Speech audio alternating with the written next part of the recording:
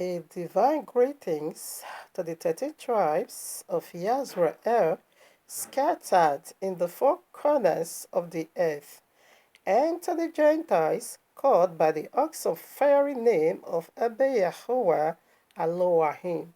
This is the awesome name that is above all name eternal. Shabbat Shalom, much love and much prosperity attend your family, for you are the only reason of our time like truth, because the time is simply near. Just as we see the days goes by, and so draw nigh the coming of Yahushua HaMashiach. Just as the Malach of Yahuwah saith unto Yehukanah the Revelator, seal not the prophecies of this book, for the time is simply near. Exactly what we are doing here, family. Decode the end times prophecies, signs, dreams, in preparing people like you, body like you, house like you, for the blessed returning of King Yahushua HaMashiach, our eternal bridegroom, to whom due eternally all worship, glory, honor, power, riches, wealth, to the glory of his magnificent Abba Yahuwah the Almighty, and to the Ruach HaKodesh, the very DNA, the very don't go part, the very don't touch me there, the very fire, the unpardonable part of Abba Yahuwah, the breath of eternal good or bad, the very power of a glorified body. Hey, Mas Kalababa, Neriko Sintalababa. It is the Ruach HaKodesh, the power of wonders, and the power of conception, and the power, Orobosikaya Baya Baya Ba, of a glorified body. It is the Ruach HaKodesh. Hiborobosikaya Baba. I just love the Ruach HaKodesh. Yes, my divine teacher, my eternal driver. I love you. I love the Ruach HaKodesh. Yes, Abba Yahuwah, you have been worshipped, praised, honored, served, loved, right in the temple of your eternal handmaid, your very Isha. For you are my eternal Abba, also my eternal husband. I love the Ruach HaKodesh. I love the Ruach HaKodesh. I love the Ruach HaKodesh. I love the Ruach HaKodesh. Hallelujah. I love you, Abba Yahuwah. Yes, Abba. I just love my Abba. Oh. Just love my Abba. I love Yahuwah. I love you, King Yahushua HaMashiach, my eternal husband. Hallelujah. Hallelujah. All right, now, family, here we are in the heavenly courtroom of Abba Yahuwah with this powerful message titled for you and me. Apostle Shehu, aka Paul, was a Nazarite. He can't drink alcohol, neither tell Timothy to drink alcohol wine. It's forbidden. He can't do it because he was a Nazarite. He can't drink alcohol, and he cannot tell Timothy to do such. So let us now begin to put in the word of Abba Yahuwah, like I always love to say. It's not by sensational, emotional, radiation burning personal. No.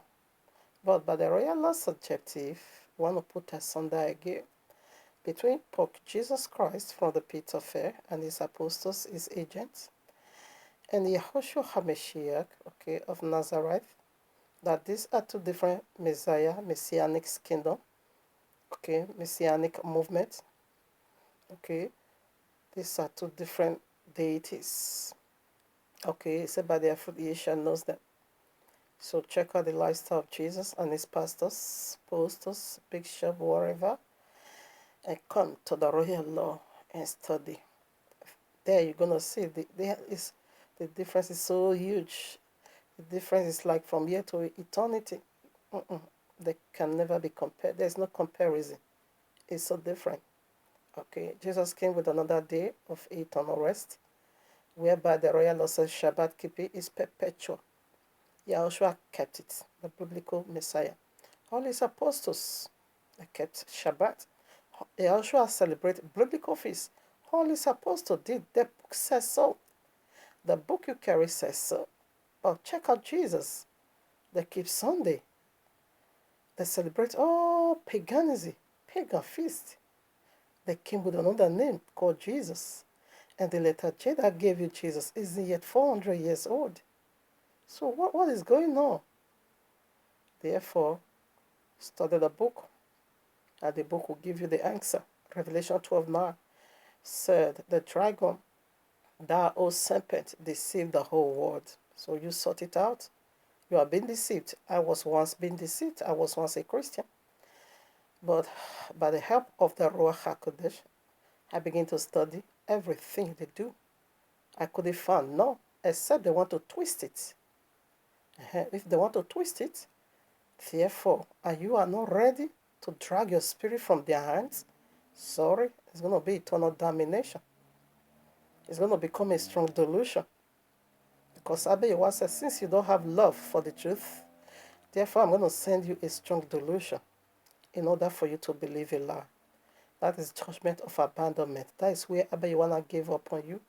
That is where Abe said, I've had enough. Go and die if you want to die. Since you love to die, you love to perish, just go have it. Okay? Because you need to have love for the truth. And notice the truth is a deity.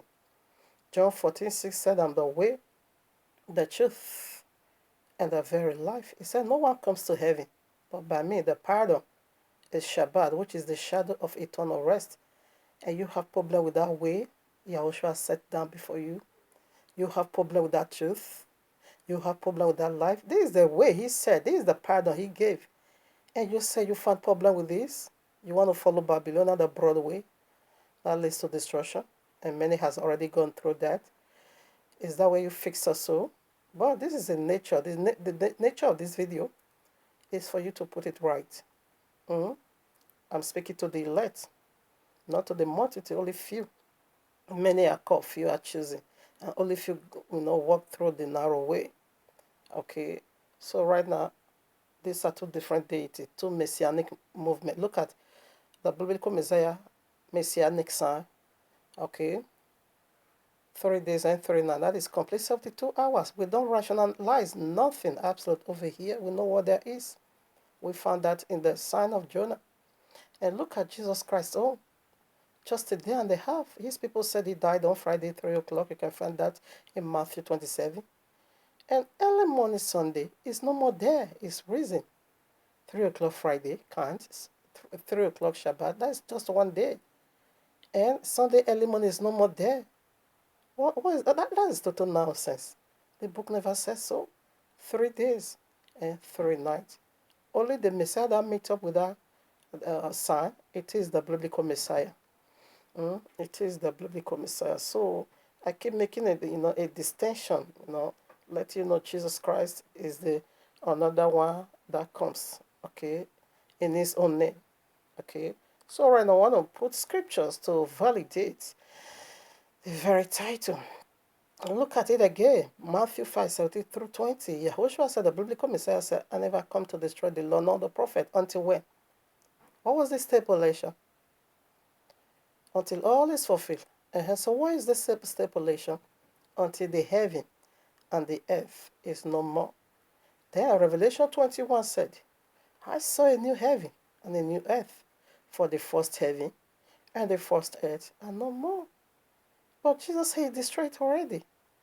So this matter of Jesus, until I see them all enter the grave, I won't stop. Until the new Jerusalem come, I'm going to keep bombarding Christian and their stupid Jesus Christ. All right, now let us put in the word of Abayowa. I don't know if Jesus has also brainwashed you in this manner to also say that Apostle Shehu, the one you call Paul, is Gentile. Maybe they have also succeeded in brainwashing you. So let's lose you. Let's lose you from that now. Who is Apostle Shehu? Romans chapter 11, verses 1. I say there, had Yehovah cast away his people? Yehovah forbid. For I also am an Israel of the seed of Abraham and of the tribe of Benjamin. So the last born of our papa, Jacob, which is called Benjamin. That was his last born. Okay, Joseph or Yusuf and Benjamin are the same. They are the children of Rachel. Okay, so the last born of our papa, that is where the tribe of who?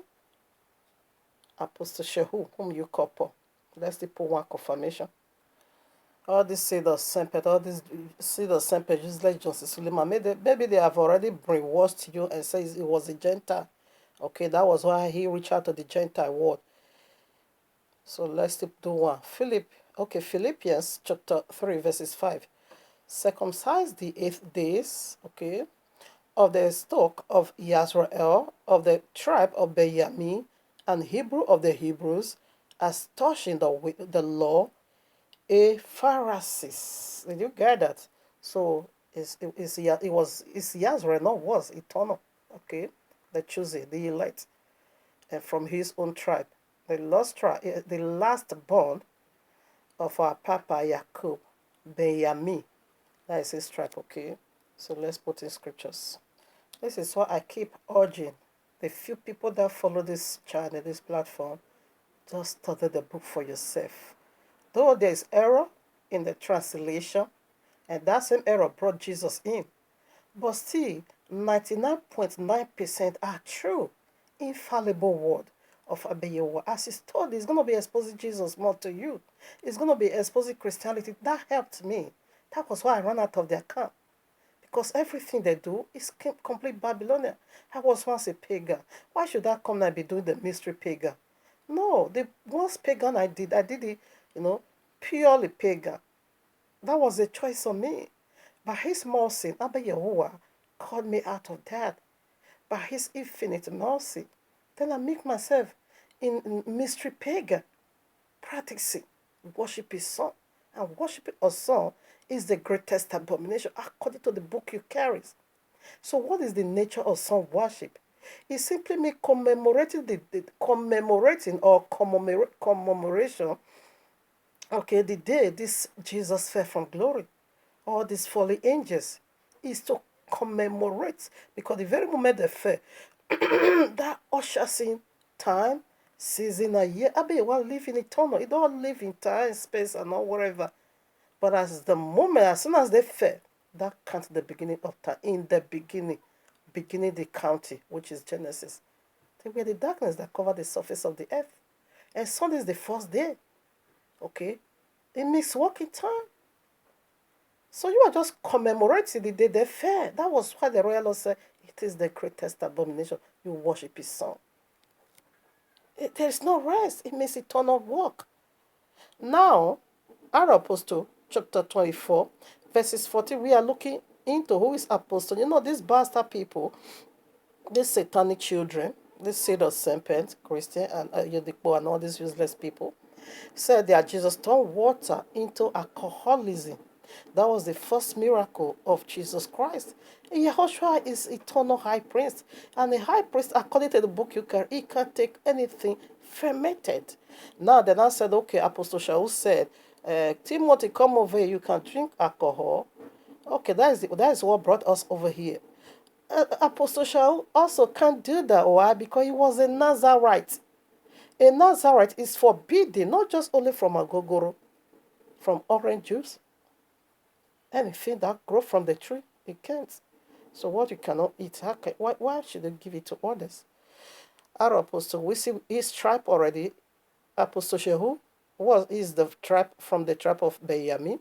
So I want to see what he knows or do about the law. Our apostle 24, verses 14. But this I confess unto thee, is the one speaking, that after the ways which they call heresy, so worship I, the Elohim of my fathers, believing all things, not some part, believing all things which are written in the law and in the prophets. That is what the parallel Yahushua also gave unto us in Matthew chapter 5, verses 17 through 20. Verses 17 said, don't even dare think that I've come to destroy the law, nor the prophet. The people of the book will look into the prophecies of the prophets and carry the law. That's how we are doing it. And Jesus Christ said he nailed his head to the cross They are not under the law. But if these people want to steal, that goes to the law. So we are not for that today. But I'm still trying to make a distinction. So you see now, you say you believe the law. Okay, so let's prove that. Romans chapter 16, verses 26, this is the Apostle Shaul speaking. But now it's made manifest. You can take it from 25, okay? But now it's made manifest, and by the scriptures of the prophets, according to the commandment of the everlasting Yahweh, made known to all nations for the obedience of faith. He is even teaching people now that you are being assigned to all nations. Teach the commandments.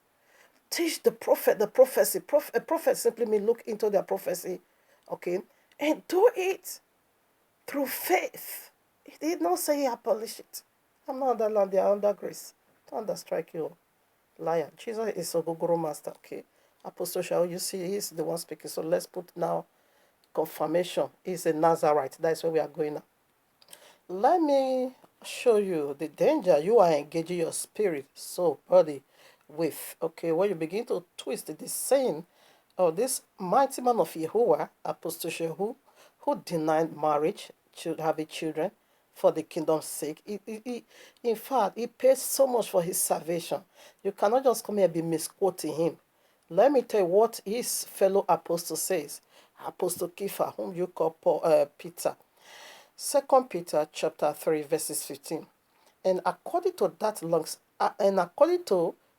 the long suffering of our Adonai is salvation, even as our beloved brother Shaul, whom you call Paul, also according to the wisdom given unto him, hath written unto you, 16, has also in all his epistles, speaking in them of these things, in which are some things hard to be understood, which they, that is Christian, which they that are unlearned, they are so unlearned, they are so illiterate and unstable, they are Jesus, unstable, lawbreaker, and unstable Rexo, as they do, twist, as they do also the other scriptures. Where did they twist it?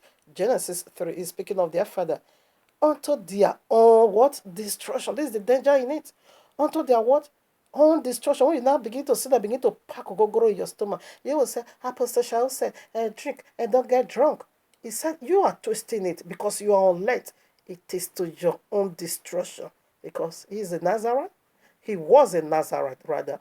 He can't take alcohol, not just alcohol, orange juice, whatever, drinkable from the tree, grapes, sherry, anything. He can't. Why? He was a Nazarite. That's where we are going now. He can't do it. And the royal law make it so clear. What you don't give it to others. Listen now. 17.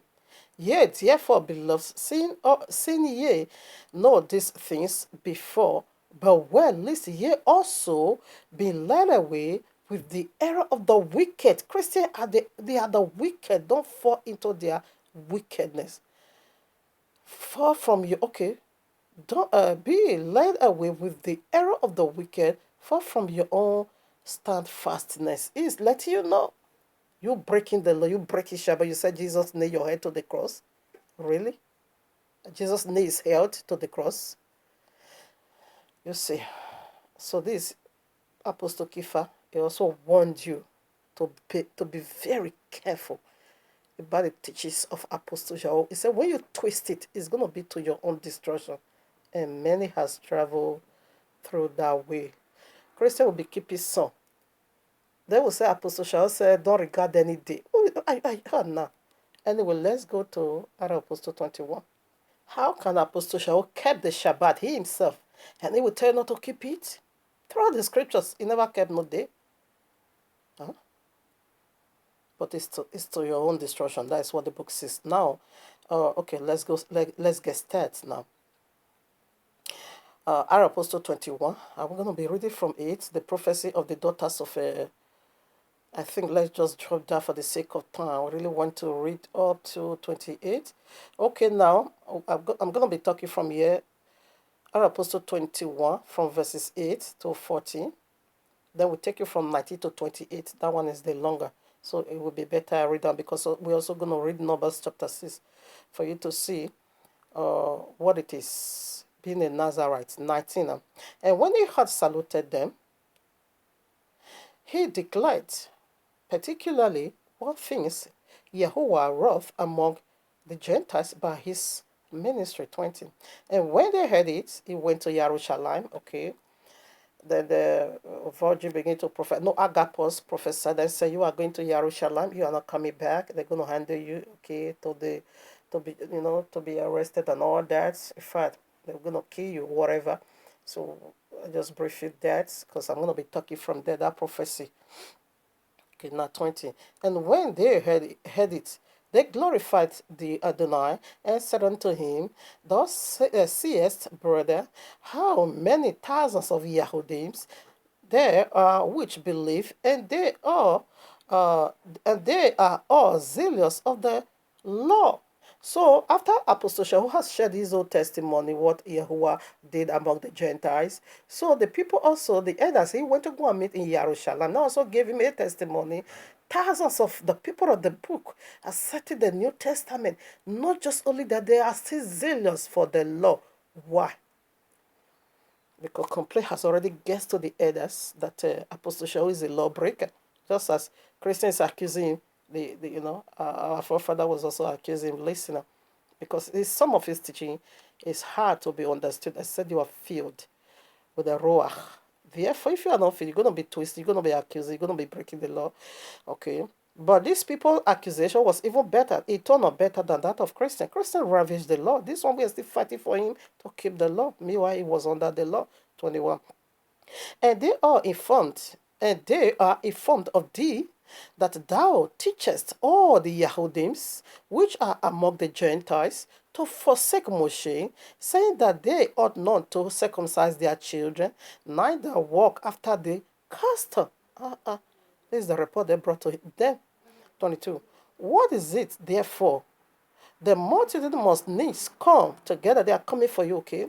For they will hear that thou art come. They will hear that you are already here in Jerusalem. They are coming for you. 23. Do therefore this that we say to thee, we have for men which have a vow on them. Notice there. Okay. Now they want to test him if indeed he breaks the law or not. If indeed he teach against the law, they want to test him. I love the Ruach HaKodesh. I just love the Ruach HaKodesh. I love the Bible. So awesome. Love you. 24. Listen.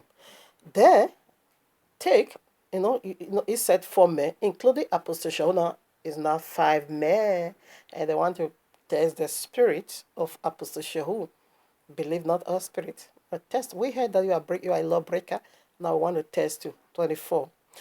Then, take and purify thyself with them, and be at charge. You are the one to pay every single thing required from the law. Animals that is being required is going to be so much, Animal that is required. We see all in Numbers chapter 6. Now you're going to pay for all of you 5. You are the one to be in charge.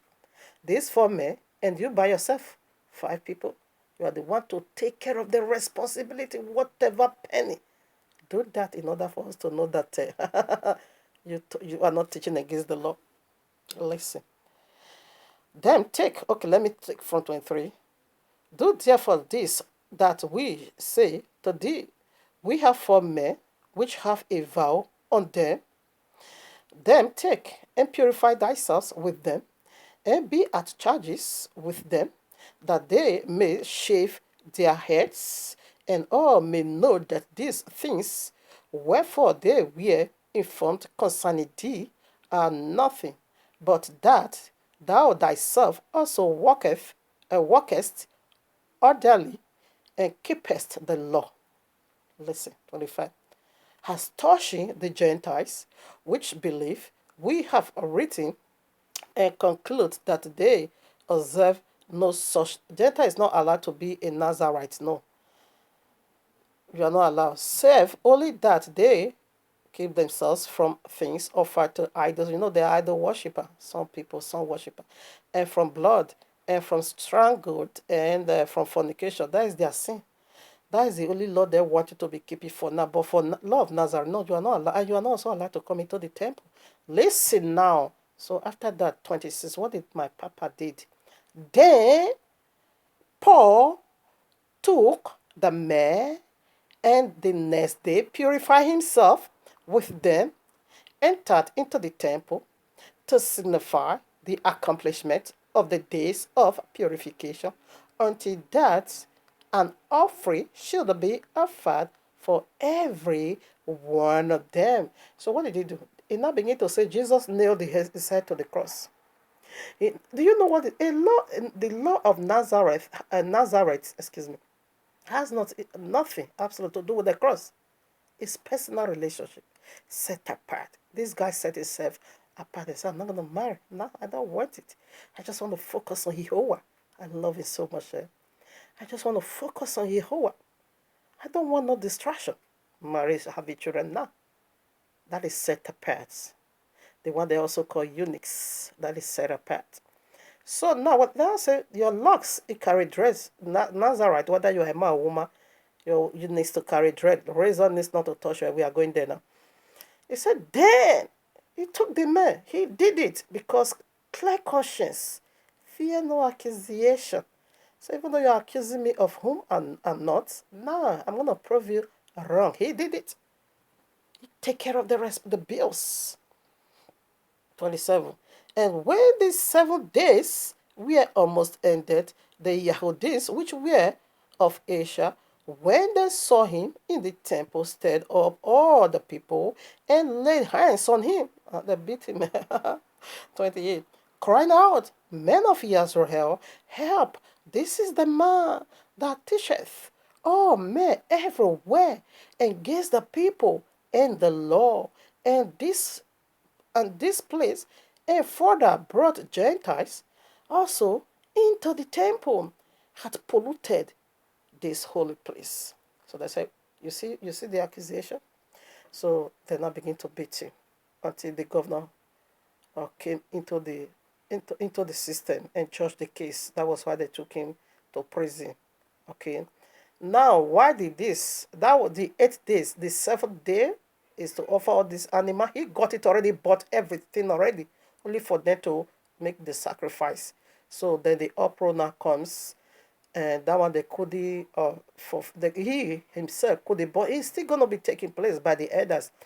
But why did that happen? If this doesn't happen, then the prophecy of Agabus that says when you go to Jerusalem, you are not coming back, you are going to be led away into prison. It can't come to pass if everything just went along, harmoniously. Okay, everybody is in tune with him. So that prophecy is going to be proved false. Because the prophecy says, you, the owner of this ghetto, this how they're going to bind your hand and feet and put you and lay hands on you. So he himself, Apostle Paul, now said, I'm not afraid to die. In fact, I'm not afraid. That one was even persuading him, don't go to Jerusalem. This is what they're going to do to you. That one said, hey, stop breaking my heart. I'm not only going to suffer for this holy name that I've taken, Yeshua HaMashiach, I'm going to die for this name. He said, let me take my leave and stop. When you people persuading me I shouldn't go, you are just breaking my heart. Let me go and die for the one I love. He preceded. And he goes to Jerusalem, they lay hands on him. And that was why they, got him arrested. He died in the land of another man. Okay? So that, you see, he did it. He didn't say Jesus has nailed his penis and his testicles on the cross. No. This one has nothing to do with the cross. It was under the law. So the reason why he taught Timothy to use water, that is after we are going to read now Numbers chapter 6, where the instruction was being given. I'm going to read the 30 parts. You can do yourself the favor in reading them all.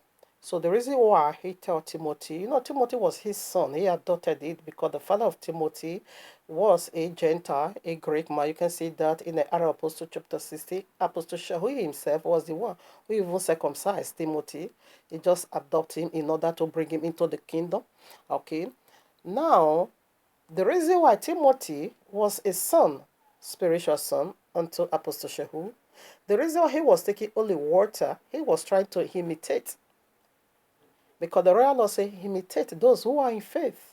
But you cannot imitate the law of Nazareth, whereby you are not a Nazarite.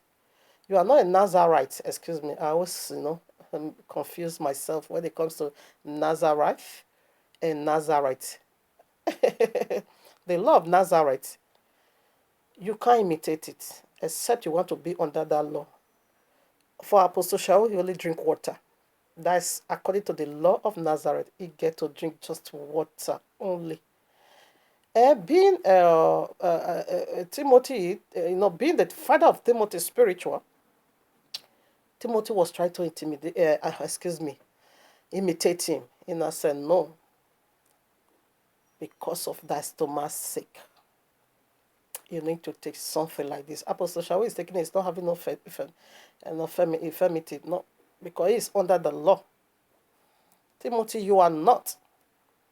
So we'll see. I think I'm also going to play the video when you take all this red wine, not the ogogoro, because he cannot drink ogogoro. Time is going, time is going. What am I saying? Numbers chapter 6, I read verse 1. And Jehovah spake unto Moshe, saying, speak unto the children of Israel, and say unto them, when either man or woman shall separate themselves to vow a vow of Nazarite, to separate themselves unto Jehovah, he shall separate himself from wine, and from strong drink, and from drink, no vinegar of wine, or vinegar of strong drink, neither shall he drink any liquid of grapes, nor eat most grapes or dried. For all the days of his separation shall he eat nothing is made of the vine tree. Orange, no way. Cherry, tangerine, apple, forget them. Keep naming them up. From the canals, even to the husk. 5. All the days of the vow of his separation, there shall no razor come upon his head, until the days being fulfilled, in the which he separateth himself unto Yahweh, he shall be holy, and shall let the locks of the hair of his head grow. So, but whenever you sin, you the Father, you need to shave it off. And that's what Apostle Shaul did. Meanwhile, they were testing him to also prove to them that I'm keeping what you keep, man. I'm even stronger than you, because maybe those guys were not under the law of Nazarite. He was. Then that's okay now for us to believe. Come and shave off your dread. He did. 6. All the days, like Samson, he shaved off his dread, sin, because you sin already. All the days that he separate himself unto Jehovah, he shall come at all. He shall come at no dead body. You are not allowed. This is how strong it is. He shall not. He shall make himself. He shall not make himself unclean for his father, nor for his mother, nor for his brother, or for his sister, when they die, because the consecration of his Yahuwah is upon his head. All the days of his separation, he is holy unto Yahuwah. And if any man die very suddenly by him, and he had defiled in the head of his consecration, then he shall shave his head in the day of his cleansing on the 7th day, and he shall shave it. You get that? That's what we just read in Acts Apostle 21. And on the 8th day, these are what the things he should be bringing. He bought it already. He shall brought to turtles, that is dove, or two young pigeons, to the prince, to the door of the tabernacle of the congregation, and the prince shall offer the one of a sin offering, and the other for a burnt offering, and make an atonement for him, for that he is sinned by the dead, and shall hallow his head that same day. 12. And he shall consecrate himself unto Jehovah the days of his purification, And shall bring a lamb of the first year for a trespass offering, but the days that were before shall be lost. The one you practiced before is gone because you sinned already, because his separation was defied. And this is the law of the Nazarites. When the days of his separation are fulfilled, he shall brought unto the door of the tabernacle of the congregation, and he shall offer his offering unto Jehovah one lamb of the first year without blemish for a burnt offering, and one lamb of the first year without blemish for a sin offering, and one ram without blemish for a peace offering, and a basket of unleavened bread, cake of fine linen, mingled with oil, and welfare of unleavened bread, anointed with oil, and their meat offering, and their drink offering. The list keep going on, but this is where the list ended, so I want to also end here. These are the things he bought with his own money. He provided his own and provide for the other four guys. So let's put now Habakkuk. Did you get that? He's a Nazarite. He can't drink. He can't give to somebody to drink. All right, now Habakkuk chapter 2, verses 15 through 16. Woe unto him that giveth his neighbor drink, that puttest thy bottle to him, and makest him drinking, drunky also. Let me take it again. Woe unto him that givest his neighbor drink, that puttest thy bottle to him, and makest him drunken also, that thou mayest look on their nakedness. 16. Thou art filled with shame for glory. Drink thou also, and let thy foreskin be uncovered. The cup of Jehovah's right hand shall be, oh, what is this again?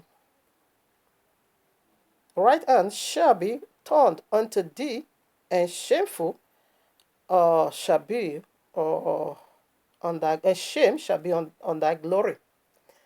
It's a curse. War means destruction. War means sorrow. This is a law about the citizen, Apostle Shahu. He said just the way they call heresy, because they were said that it was in error. This thing you call error. This the belief of my father. And I'm not onto it. I keep, believing everything written in the law. And also the prophets. So now, the royal law said, you are a Nazarite. Your business is not in that. How dare you not say, now begin to groove ogogoro and say, go and drink ogogoro? Eh? It's a curse. He said you are under curse if you give strong drink. That is wine, alcohol, to your neighbor. You are under curse. So Apostle Shaul understood this law. He knew the implication. He knew the consequences. He knew the penalty. He knew what follows when break the law. He knew what he's going to receive in return for you. So he says your glory is going to be covered with shame. He knew he was a law-abiding citizen. He can give, tell rather Timothy to go and be taking fermented drink, whereby himself is not tasting it. What business do you have with a class you are not equipped with, or with a class you are not you don't have knowledge of? You are not knowledgeable. He don't have that knowledge about whatever alcohol is doing, because it's not that it. Like he don't have sex. I just put that. You don't have sex, but through the spirit you can still teach about that decently. Okay. Now, 1 Timothy chapter 5:23. Drink no longer water, because Apostle Shaul is speaking to Timothy here now. He is speaking to Timothy because Timothy is imitating him, because he brought Timothy into the faith. He made Timothy to be born again. He himself circumcised Timothy. That is law. He kept the Shabbat, all biblical feasts he celebrated. He did all. The book says so. How can you be doing it? He would be teaching you against it. No, come on now. Stop twisting our word. 23. Drink no longer water, but use a little wine, for thy stomach is sick, and thy often infirmities. Okay. Now, what is the wine? Let me quickly show this. When I was dealing into this, I think about how many months ago. This is a wine. even while he is still hanging on the cholesterol, you can read Isaiah 55 verses 8. He called it wine. This is the wine he was speaking of. I did the research also. These very grapes, what they call Apostle Shaul can't eat this. So he is not telling Timothy to stop taking only water like I do. Because you are not under the law. For you, you can eat this. It's not a sin because you are not under the law of Nazarite. Come on now. Go and take this grapes, squeeze grape, pure and without no fermented. Take it for the sake of thy stomach pay. And can I quickly play the daughter research that I did also? Let me see if there will be a room for that. All that stuff. Okay, they want to be happier. They want to look younger. They want to have better hormones. They want to lose fat. They want to gain muscle. They want to live longer and sleep better and so on and so forth. And yet, these same people drink alcohol, which causes negative effects in everything I just mentioned and more. Listen, no matter how you look at it or how you justify it, alcohol is a toxin that accelerates the aging process of your entire body. Sure, you'll find a study or how many that say alcohol is good for your health or some other bullshit, or drinking 2 glasses of wine daily is good for your heart. Again, total crap. If you want the benefits of red wine, for example, go eat some organic red grapes. It's the polyphenols and the resveratrol and similar compounds that are found in thin-skinned fruits that are good for your body. Not the red wine, which is basically grape juice mixed with alcohol. They do get it. Or you can have some organic extra virgin olive oil, which is super high in polyphenols. Or even really good quality caffeine-free coffee. Or best of all, green tea. All right. Again, all proven to be good for your health. Anyway, I can go on and on with the negatives of alcohol. Okay, let me stop it. This exactly what the doctor said. That is what Apostle Shaul made known unto Timothy. He said this. It contains health benefits without alcohol. Not to go and take a glass of wine that contains toxic, that's going to cause brain whatever damage on your brain. We are not ogogoro people. He said let alcohol be given to them that are ready to be destroyed. Do you know what that is? I did that already. So I just want to play the fact. This is a total research. What am I saying that? Okay, now I also did that research whereby I put it on a Google. How many cups or glass of alcohol you can take before one gets intoxicated? He put it out. He said at the moment you begin to take that toxic into your system, you have already drunk to a certain degree level. It's because it's toxic. It's acid. It's not water. So this is what Apostle Shaul was saying. So what for? For healing. What for? For healing. Okay, let me tell you. He just used it as a... Okay, I will get it later. As a symbol of the blood of Messiah that came to purge every infirmity away from our system. That was why he told him, take this one. Not the fermented one. Like kind of Holy Communion. Just as he himself, let me begin to put all those things now because there's no room to read it now. The symbol of it, just like Yahushua. John chapter 9, verses 1 through 10. Go and read it, what Yahushua did over there. He spit on his hand and use it to scrub somebody's eyes for healing. And he now tell him, go and wash at the pool of Salome. It was so Salome also. It was so. It's just like a symbol as directed by the Holy Spirit, the Ruach HaKodesh. That was what Paul was bringing or said to Timothy. What am I saying? Oh, I bet you will have mercy on me. Yes, like 2 Kings chapter 5. What the man of Yahuwah also said to Naaman, go to the pool of what? Is it Salome or whatever also? And dip into it 7 times, and you shall be cleansed from your leprosy. It's an object, okay, to, what am I saying? I'm losing the words. I don't know what is going on here. I rebuke you, Allah, and I rebuke you, Jesus, in your what's mighty name. It's not flowing. Okay, now, our apostle, I think I'm going to be reading this one. Our apostle, chapter 19, verses 11 through 12. And Yahweh wrath, okay, and Yahuwah wrought special miracles by the hands of Paul, so that from his body were brought unto the sick handkerchief or apron, and the disease disappeared from them, and the evil spirits went out of them. So that is what handkerchief. They took his apron or handkerchief, just use it to touch somebody that is sick, the devil will just run away. He like when he was illustrating, he was telling him, go and take this. Meanwhile, it's healing that is going to take place. Check it out. From there, no more of any affirmative about Timothy.